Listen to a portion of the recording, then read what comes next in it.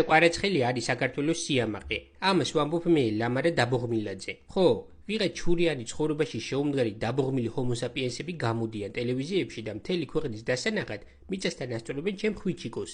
ამბობენ რონალდო და მესი უფრო მაგრები არიანო. ხვიჩა საერთოდ სად არისო? სულ მინდა ასეთ ტიპებს უთხრა. ოე, რონალდო და მესი იქ არიან, ხვიჩა კიდევ აი აქ არის. გაიგე ბიჭო? უკაცრავად. გლდანში ცხენი შაურმა შეუკვეთე და ძროხის მომიტანეს და ძალიან ვარ განერვიულებული ამის გამო.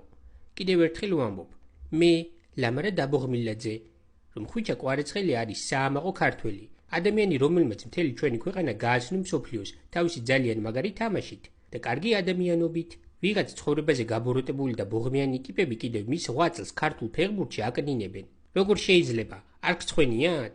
ძლივს ეს პატარა ქვეყანა გაიცნო მსოფლიომ.